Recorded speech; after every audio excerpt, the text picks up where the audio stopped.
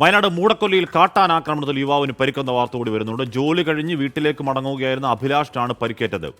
വീട്ടുമുറ്റത്ത് നിർത്തിയിട്ടിരുന്ന ഓട്ടോറിക്ഷയും തകർത്തു. സുർജിത്ത് അയ്യപ്പത്ത്. സുർജിത്ത്, അഭിലാഷിന്റെ പരിക്ക് എങ്ങനെയാണ്? ഇതൊരു കാട്ടാന ഇറങ്ങുന്ന മേഖല തന്നെയാണോ സുർജിത്ത്? ഹാഷ്മി, നേരത്തെ ഈ വാഗേരി മൂടക്കൊല്ലിയിലാണ് പ്രജീഷിനെ കടുവ ആക്രമിച്ച് കൊലപ്പെടുത്തിയത്. ആ പ്രദേശത്ത് ആ ഘട്ടത്തിലും ഈ കാട്ടാനയുടെ ശല്യം ഉണ്ടായിരുന്നു എന്നുള്ള ആളുകൾ പറയുന്നുണ്ട്. പക്ഷേ ഇതിനുശേഷവും തുടർച്ചയായി കാട്ടാന ശല്യം സംഭവിക്കുകയാണ്. ഫെൻസിങ് ഭാഗികമായി മാത്രമാണ് പൂർത്തീകരിച്ചിട്ടുള്ളത്. മാത്രമല്ല, ഈ കൽമതിൽ കെട്ടിയിരുന്നു. ആ കൽമതിലിന്റെ ഒരു ഭാഗം 4 കിലോമീറ്ററോളം അതിൽ വിടവുണ്ട്. അതൊക്കെ ഈ വന്യമൃഗങ്ങൾ ഇറങ്ങാനുള്ള ഒരു കാരണവുമാണ്. നിരന്തരം ഈ കഴിഞ്ഞ ദിവസങ്ങളായി എല്ലാം തന്നെ കാട്ടാനയുടെ ശല്യം ഈ പ്രദേശത്തുണ്ട്. ഇന്നലെ രാത്രി 9:30 ജോലി കഴിഞ്ഞ് വീട്ടിലേക്ക് പോകുന്ന ആളായിരുന്നു മുത്തിമല അഭിലാഷ്. ഇദ്ദേഹത്തെയാണ് കാട്ടാന ആദ്യം ആക്രമിച്ചത്. അത്ഭുതകരമായ രക്ഷപ്പെടലായിരുന്നു. ഇരു കൈക്കും കാൽമുട്ടിനും അരക്കെട്ടിനും പരിക്ക് പറ്റിയിട്ടുണ്ട്.